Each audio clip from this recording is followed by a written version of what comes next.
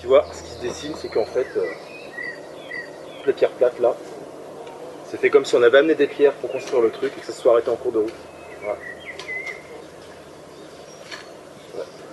Tu vois, il y a quand même une sérieuse faiblesse ici. Voilà. Et puis après, reconstruire à contrefort, là, à partir de cette hauteur-là, rebâtir quelque chose, tu vas faire le tour, la ceinturer en fait, avant de pouvoir envisager de remettre du poids sur le dessus. Voilà. La ceinturer, la recaler. L'idéal, ce serait de la démonter entièrement. Ouais.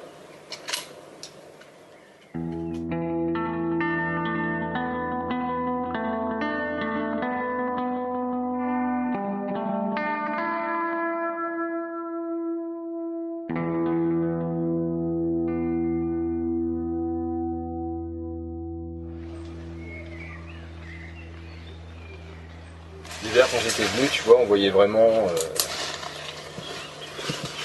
il y avait des ombres qui n'étaient pas les mêmes, donc tu vois pas forcément à travers comme tu vois maintenant, parce qu'il y a la végétation qui n'était pas dégagée.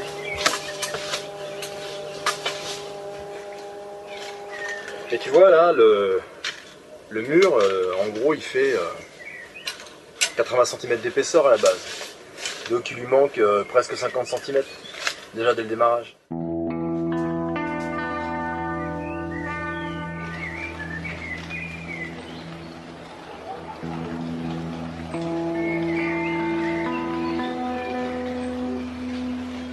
Bon, il faut que je prenne ma photo de démarrage. Je suis resté à l'école jusqu'à 24 ans. Et les 16-17 dernières années, ça a été surtout le désapprentissage des 24 premières. Voilà, pour se retrouver ici un peu tranquille et libre.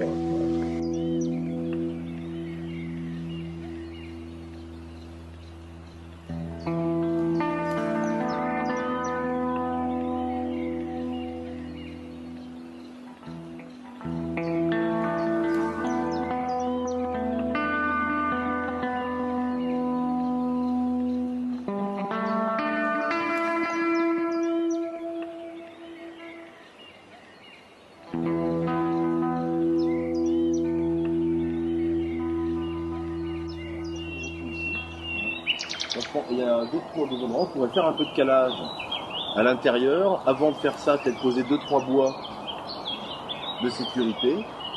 Mais on a quand même besoin surtout d'étayer ici. Tu veux pas qu'on fasse la maison quand même? Maintenant là?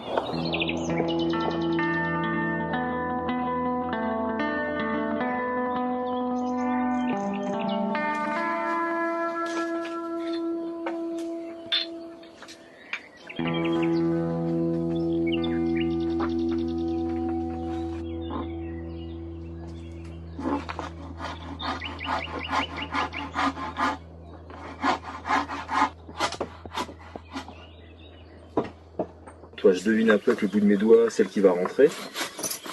Voilà, et puis après il y a une sorte de bruit mat. Top, comme on sent qu'elle se cale. Voilà, c'est très bien. Là, on se fait ça une cage du farfadet pour se protéger si jamais il y avait une catastrophe.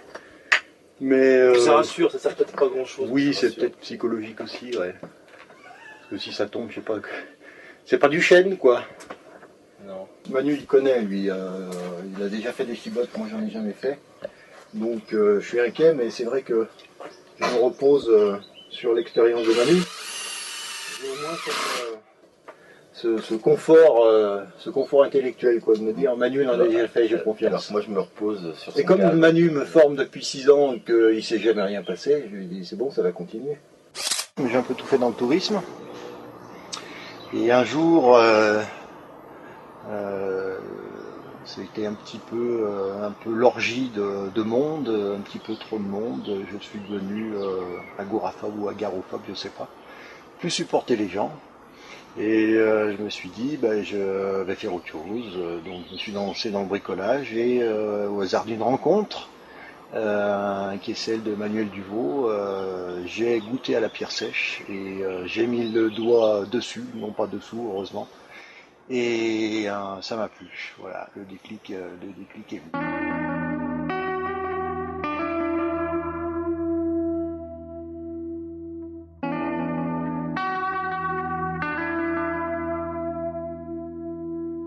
Moi je me dis, voilà, on en met un autre là éventuellement, parce que ce serait quand même pas mal, tu vois.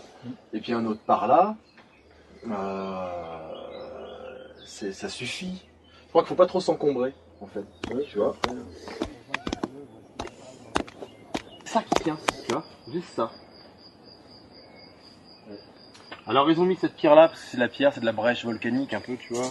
Ça se taille bien, ça fait des jolis, regarde, jolis angles, etc. C'est pas la même pierre que ça, qui elle se taille pas. Mais pour le coup, le fait d'avoir mis ça, quand on est un peu en plus sur une zone humide, t'as de l'eau qui arrive d'en haut, etc. C'est remonté là-dedans, ça a abusé. Ça y a tout pourri, hein, tu vois. Touche pas trop. Non.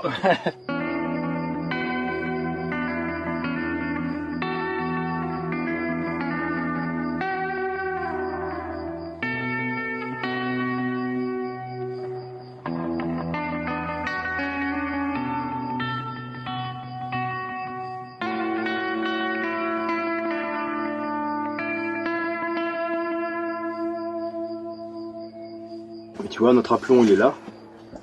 Ça revient en fait comme ça, presque.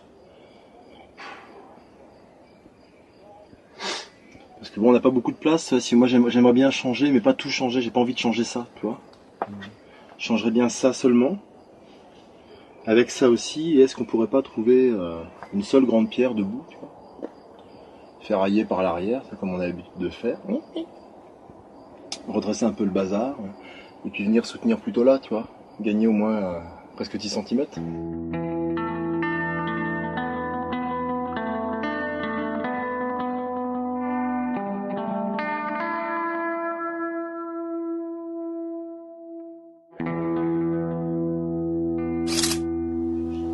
Mon parcours, il est compliqué.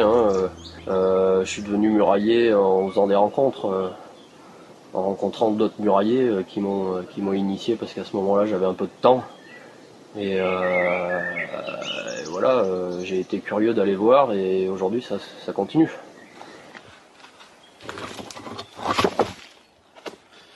On va pour un an que ça va pas de toute façon.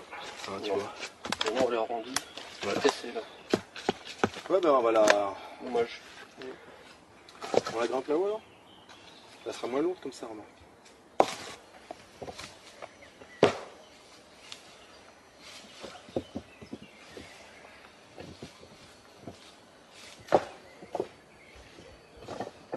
Un murailler, c'est quelqu'un qui travaille dehors, qui a une conscience de l'environnement et de la nature et qui utilise les matériaux sur place pour bâtir des murs ou comme ici des cabanes en pierre sèche quoi. Donc voilà, un murailler c'est quelqu'un qui manipule la pierre on va dire. Ouais.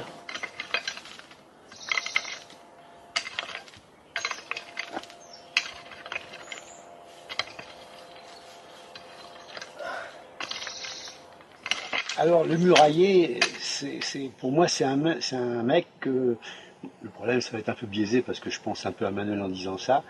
C'est un mec qui est extrêmement sensuel, qui touche, qui tente, qui caresse en même temps, qui peut aussi avoir de la poigne sur un objet, etc., etc. Et qui va, grâce à donc qui sait faire des choses, monter des murs, monter des pierres et tout ça, et qui en même temps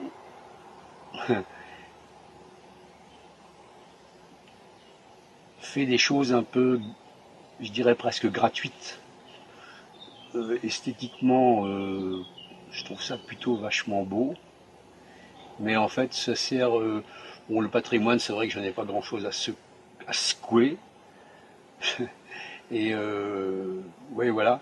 Mais en même temps, j'aime beaucoup les objets qui sortent des mains des muraillers.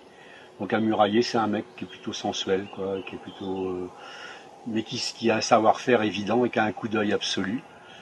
Voilà, c'est un peu ça aussi.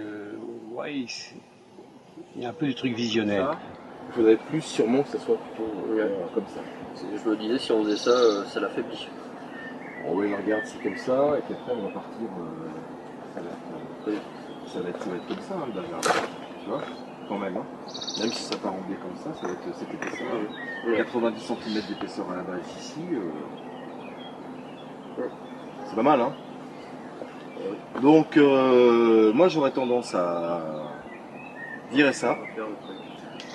Faire un escalier soutenu, bâti complètement, tu vois, donc un contrefort bâti qui fait escalier. Et puis sûrement descendre un tout petit peu plus bas encore. Tu vois. Là. Pour moi, ce serait une personne Faisant des murs. faisant des murs, ouais, non mais En non. pierre, sans colle. Alors Adèle, il dit qu'un murailler, c'est quelqu'un qui fait des murs en pierre sans colle, ce qui est une bonne définition. Et pour moi, le murailler, qu'est-ce qui je sais pas bien. Dans 30 Non, secondes. Laisse-la aller, hein, Manu. Ouais. Je crois que... Vas-y.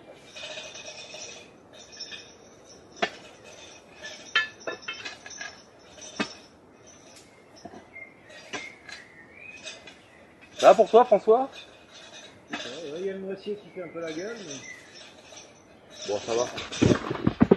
Super.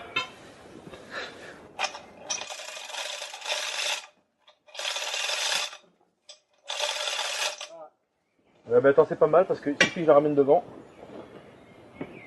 Merde. Je la pousse un peu. Bah alors.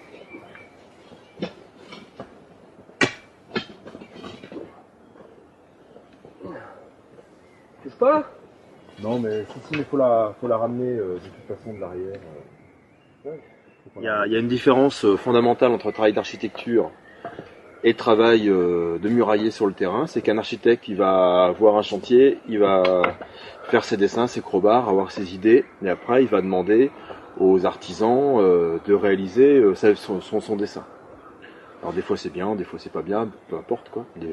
Ça arrive que ce soit très très bien. Et le travail comme ça de murailler en extérieur, c'est différent. Tu as une vision, on va dire, un peu floue, tout en étant précise, mais l'idée générale, c'est qu'il faut reconstituer le truc. Ça s'arrête à peu près là. Et puis après, en faisant le curage, tu découvres les choses que tu n'as pas vues avant, et puis tu te rends compte aussi qu'en fonction de ta connaissance sur le chantier, en vivant dessus, bah, tu déambules comme ça, tu marches comme ça, tu as tel type de pierre à disposition, et pour le coup, ça se dessine au fur et à mesure. Il ne peut pas y avoir de dessin avant. Ou alors s'il y en a un, ça se trouve il va te guider, mais en même temps il va t'empêcher d'avoir de la liberté sur place. Voilà. Pour le coup tu auras deux résultats qui peuvent être très bons tous les deux, hein, entre l'architecte et le murailler sur place. Mais voilà, il n'y aura pas le même résultat de toute façon. Alors, c'est tout.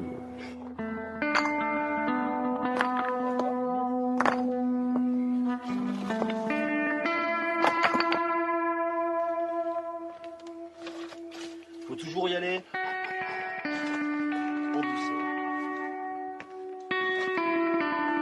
Et puis il va y avoir un moment où forcément attention à tes pieds. Voilà. C'est parti. C'est bon.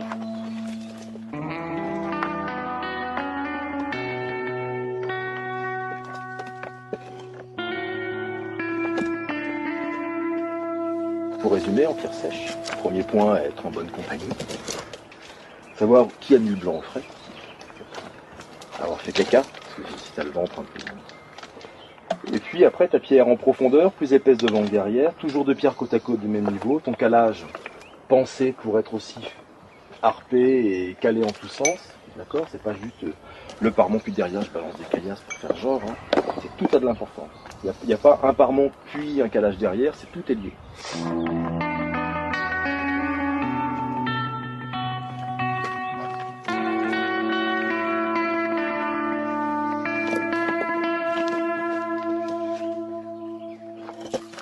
Et ben, si à chaque fois que tu poses une pierre, tu dis est-ce que ma pierre elle est bien plus épaisse devant, en profondeur, est-ce qu'elle est bien à côté d'une autre qui me permette de pouvoir croiser au-dessus?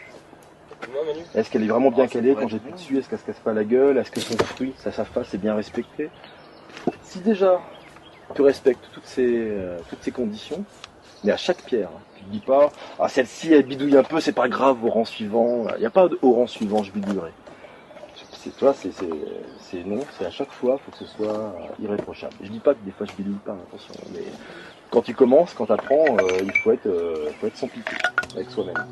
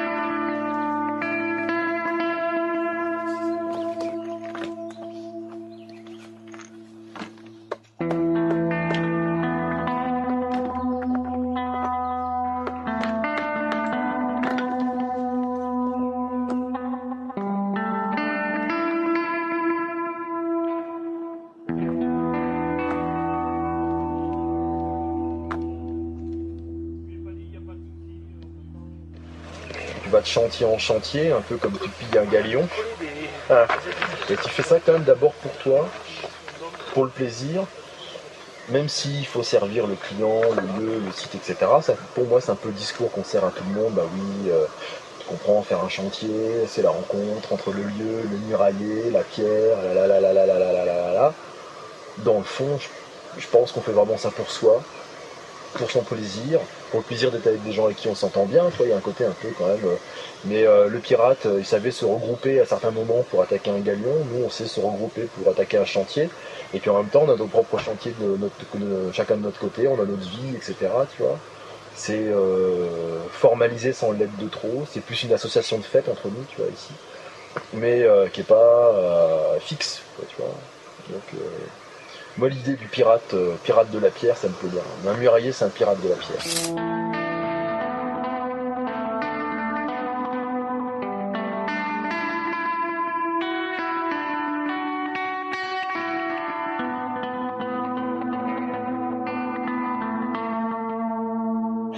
Non, l'atmosphère, les gens avec qui on fait ça, qui sont incroyables, vachement, qui sont vraiment sympas.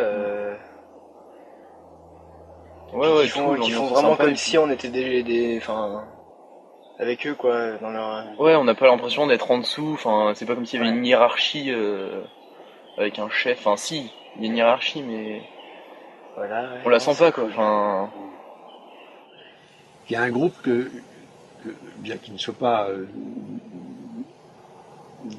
ils sont pas a priori des anarchistes, mais ils prennent un soin extrême, je trouve, à s'échapper du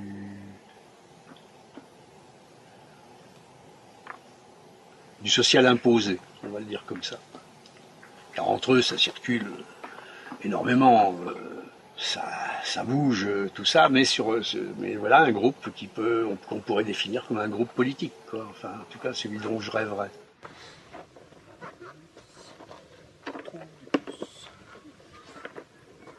Donc demain, dans la journée, on s'occupe du bassoir là. On a notre hauteur pour le bassoir, donc ça va déterminer la hauteur du muret ici. Et la hauteur du muret là déterminera la hauteur du muret en face. Et ainsi de suite. Et ainsi de suite. Voilà. Certes, la construction est impressionnante, mais j'aime bien voir le geste du murailler, quoi. Les doigts du murailler, le geste, la pose de la pierre qui est inspecté sur toutes ses coutures. Presque on la caresse, c'est beaucoup dire, mais on la tourne, on la regarde, on la choisit, on l'amène et il y a un petit geste qui se fait. Je trouve le geste très important. Voilà, comme dans beaucoup de métiers. Voilà, je trouve ça assez visuellement, j'aime beaucoup. Très bien.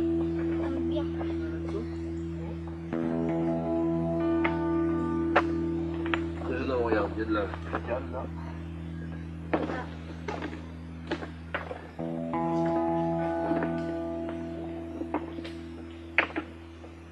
Et toi, ceci elle est plus haute que l'arrière de ma pierre. Et ça, je ne veux pas. Plus haute que l'arrière de ma pierre. C'est mieux pouvoir croiser que d'abord rentrer les pierres avant. Et ça, la copain aussi. Ça, c'est bon, ça, c'est bon.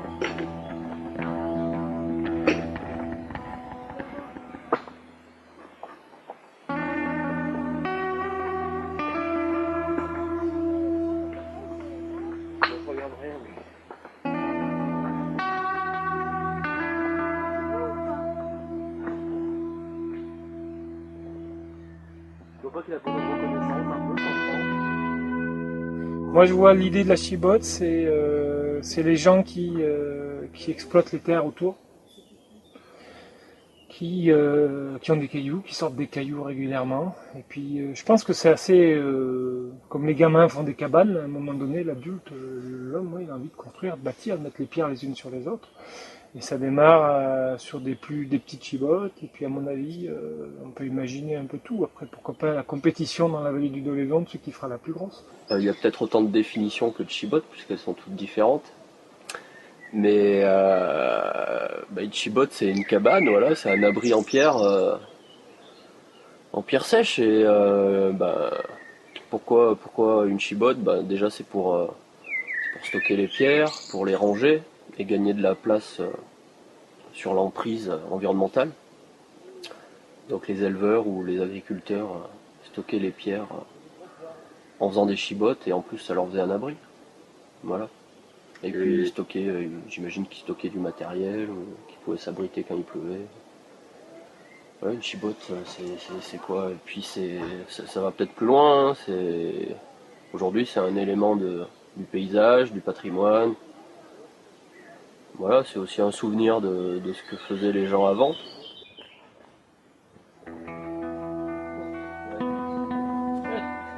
Ok, j'y vais.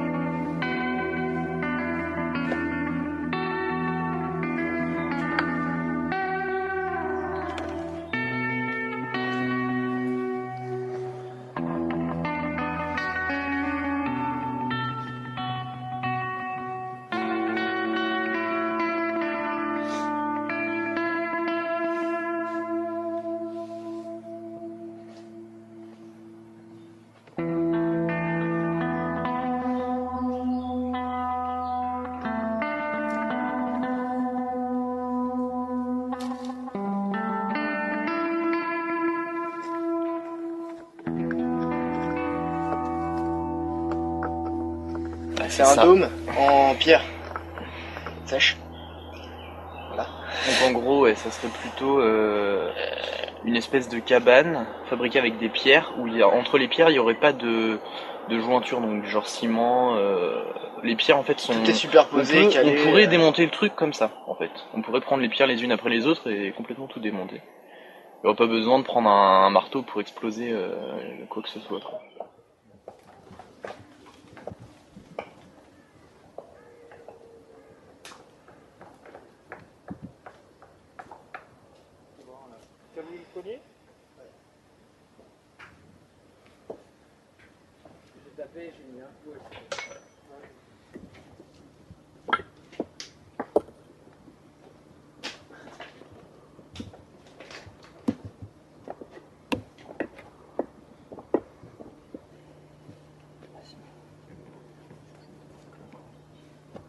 Excusez-moi, messieurs.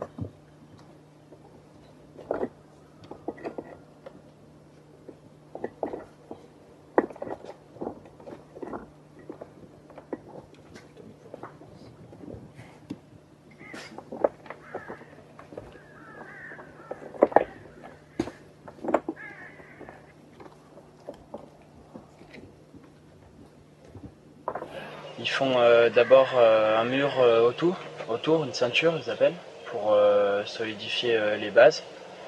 Et ensuite, petit à petit, ils montent en essayant de trouver des pierres plus en plus avec des faces de plus en plus arrondies, pour quand enfin ça fasse comme une forme arrondie quoi. Comme tout élément en pierre sèche, il faut partir de la base et des fondations. Voilà, et puis monter comme un mur à double parement jusqu'au niveau du linteau, on va dire. Et puis après faire un départ en encorbellement qui fait la voûte intérieure. Et sur cet encorbellement, une deuxième peau est à l'extérieur et c'est celle qu'on voit là.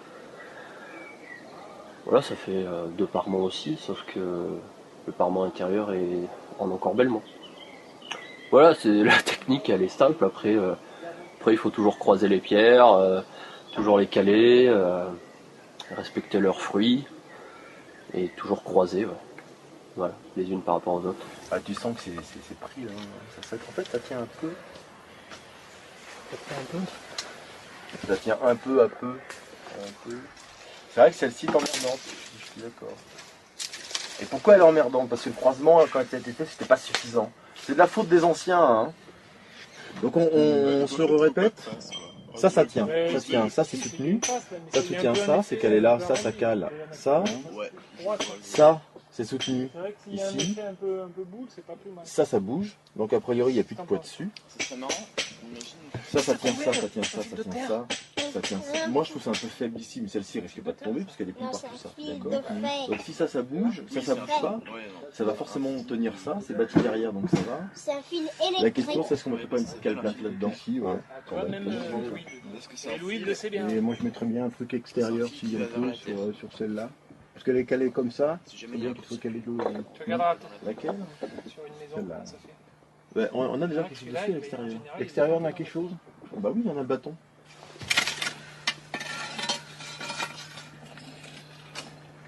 En fait, si tu veux, il faudrait qu'on arrive à la sortir tout doucement. L'attraper sans faire tomber l'été là. Putain, Nick, tu peux courir. T'as raison, je m'enlève quand même. Voilà, il aurait pu être 5 heures.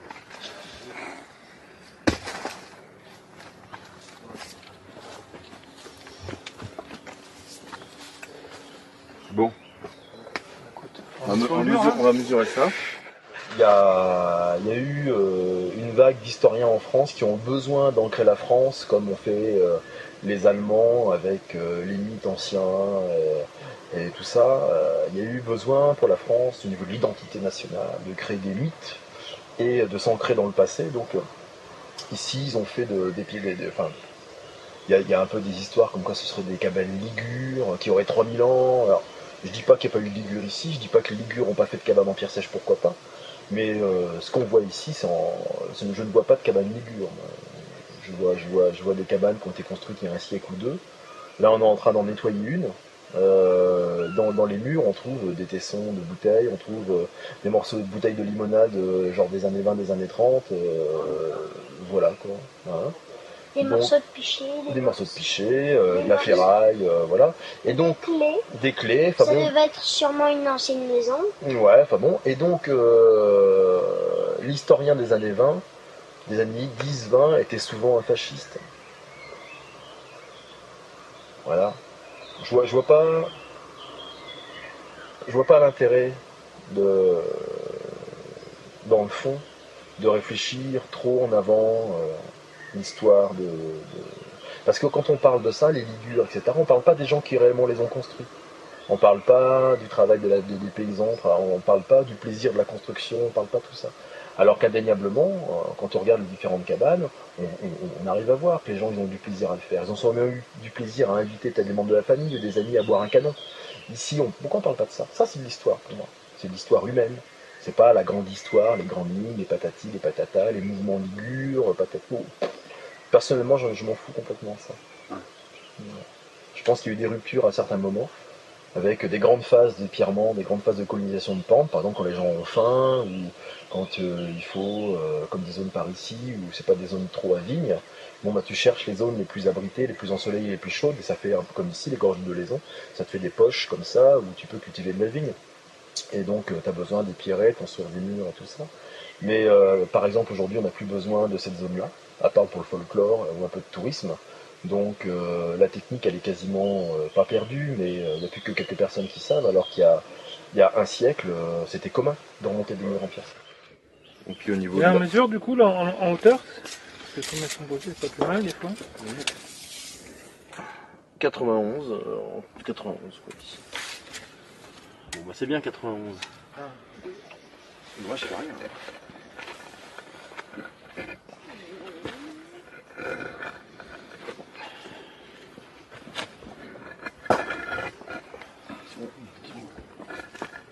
Petite pause, pas grave.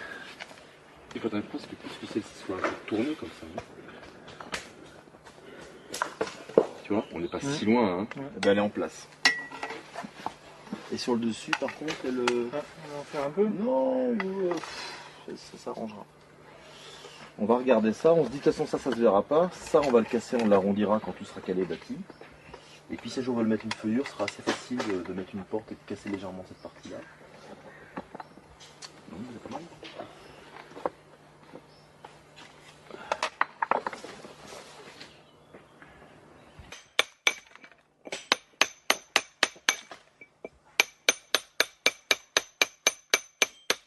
Je pense qu'il faudrait qu'elle soit à peu près là.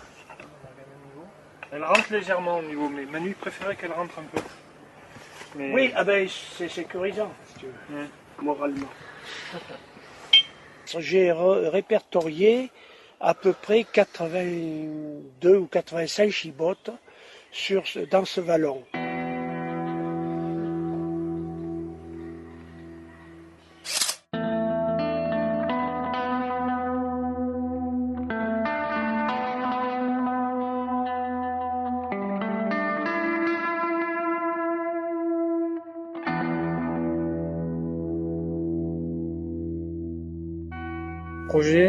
Projet, c'est le parcours des Chibottes. 30 ans que la mairie de Vals pleure pour faire son parcours des Chibottes. Donc aujourd'hui, c'est la communauté d'agglomération qui prend le dossier, qui finance et qui fait un petit parcours Chibotte avec 6-7 Chibottes visibles qui ont été toutes restaurées. Est-ce qu'une fois qu'on l'aura poussé un petit peu, en la tournant, on n'arrivera pas presque contre ça? Non, parce que on n'y arrivera pas. Mais... Ceci dit, il faut la reculer un peu quand même. Hein, on la bascule un peu d'abord sur ce côté-là, toi, pop, c'est ça? Pop, d'accord. T'as une prise? Tu me dis. Non, j'ai pas de prise. Allez, on essaye. Voilà. La pose d'abord, puis la pose. Vas-y, pose. Voilà.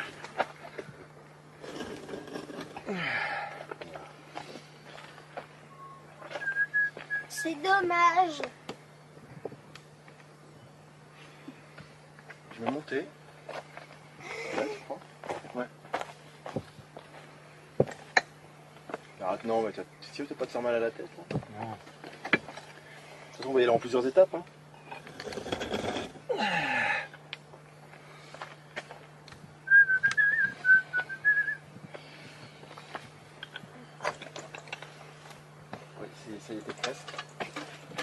revenons très peu. Ouais, là c'est presque trop. Hein. Voilà, j'ai un peu... Enfin, tu vois, c'est un peu trop raide et en même temps...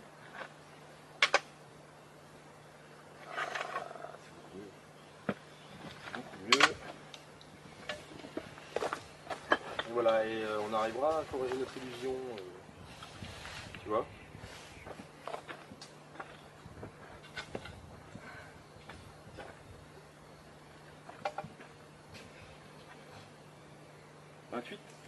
On a remis des chibottes, on voit quelques murets.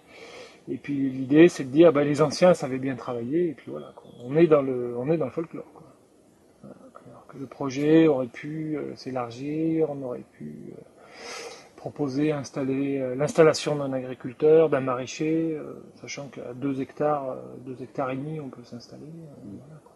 Et du coup d'avoir quelque chose de vivant, de proposer de la pierre sèche en stage, de la pierre sèche, voilà, faire vivre la pierre sèche. Bon, faut que je me trouve une position.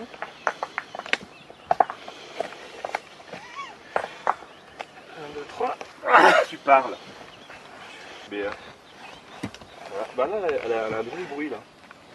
Est-ce qu'on n'a pas un coup de sabre à côté?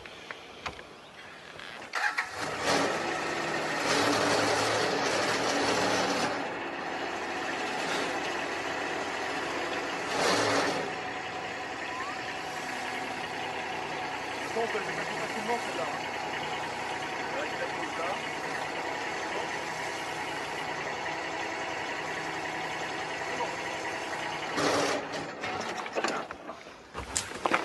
Non, on peut pas la redresser plus de toute façon. On ne peut que l'accrocher en pétant ça, c'est ça?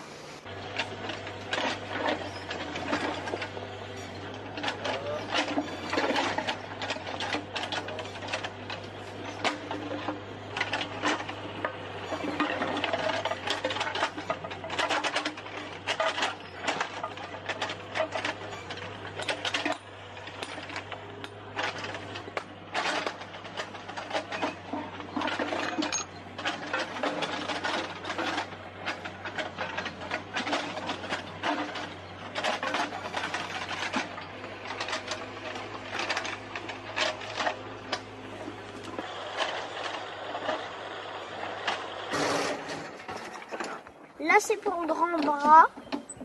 Là, c'est pour le petit bras. T'appuies là, c'est pour klaxonner. Là, t'as la manette comme ça pour baisser la lame qui est là. Et là, c'est pour avancer, reculer, tourner.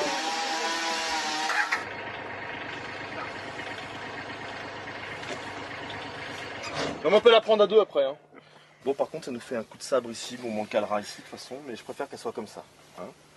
On aurait bien le... Tu veux une cale? Je me demande si c'était pas celle-là qui était avant. Je la reconnais. Je l'avais appelée Fifi. Là, c'est bon, à caler comme ça serait super. Ça redescend pas, c'est bon. On va finir de la caler, puis j'attaillerai sur le dessus. Là. Ouais, non, mais c'est bon là.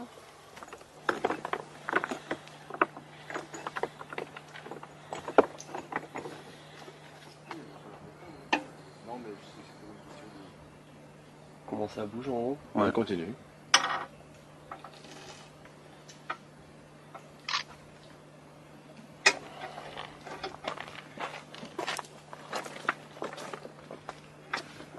Alors elle bouge ou pas? Elle pivote? Ah, la pierre, celle-là, oui. Ouais. Au-dessus, je vois rien qui bouge. Rien qui bouge, rien qui bouge. Ah, attends. Il bouge plus. Ah bah là il est tenu. Donc ça, il y a eu une modification. Tu vois, à un moment donné ça a fait crack tout à l'heure. C'était ça, je pense que ça s'est calé. Mais bon, de toute façon après, ça on va laisser ça ici. Quand on aura redressé ça. Ça aussi, on va recaler là. Et à un moment il va falloir l'enlever. Et puis en rebâtissant, on va recroiser. Donc on va à un moment avoir une pierre et puis avoir un truc qui va rentrer là-dedans. Bâtir à l'envers, c'est quand même un truc. Bon bah.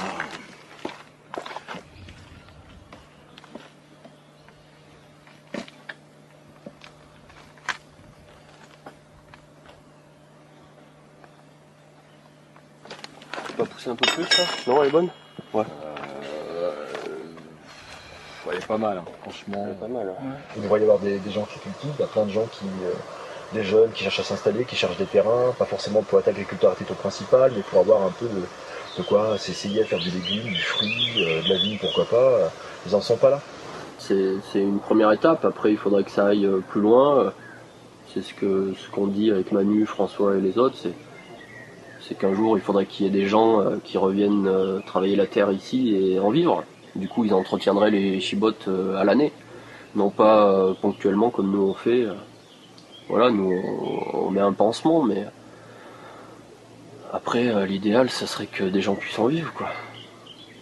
Voilà, avec l'environnement qu'il y a autour, quoi. Il y a tout ce qu'il faut ici pour vivre, quoi. Il y a du bois, il y a de l'eau, il y a de la terre, on peut faire pousser des légumes, on peut faire de l'élevage. Après on peut monter des projets culturels, ce qu'on a envie, quoi. Ouais.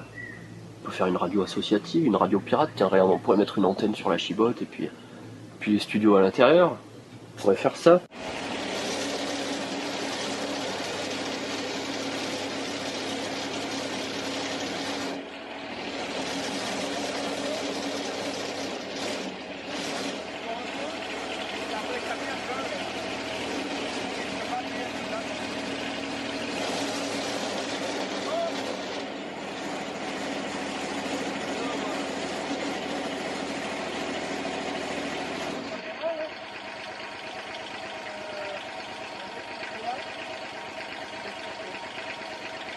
Allez, encore plus penché. Alors, on va laisser comme ça. Ouais, c'est pas mal, tu peux reprendre là. Ouais, mais là, de toute façon, c'est pas grave. Tu vois, comme on disait hier sur leur projet de chibotte, etc.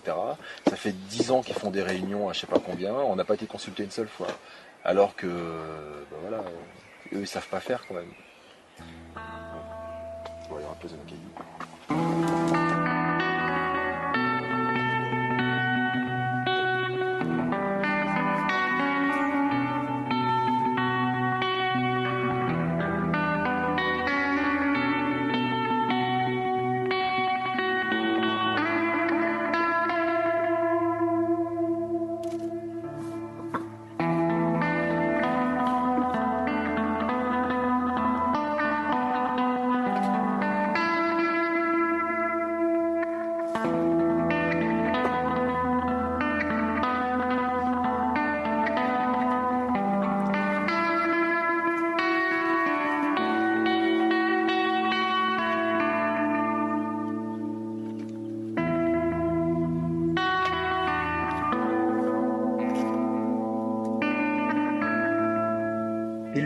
Élu, gestion fonction publique territoriale, voilà. Donner des projets touristiques ont été donnés à des techniciens. Mais bon, finalement le parcours est pas mal. Maintenant, il faut se dire qu'on a pris un peu à l'envers. Maintenant, est-ce qu'il n'y aura pas moyen de... Peut-être qu'il y aura moyen de faire quelque chose derrière. Il faut essayer de l'imaginer comme ça, quoi. Faire du tourisme pour faire du tourisme, je trouve ça un peu court. Dommage. Allez, encore un petit effort. Non. Ouais, je me baisse pas.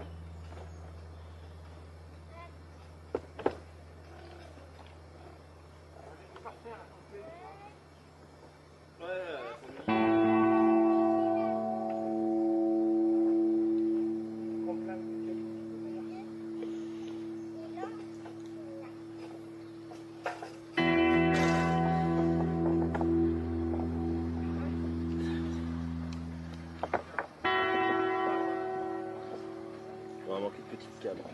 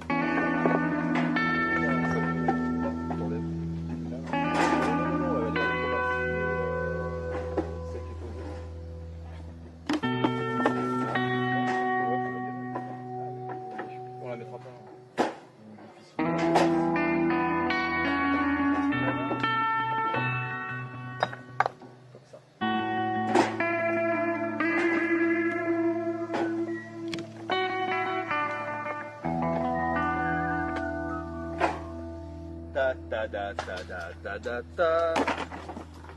Pi, pi, pi,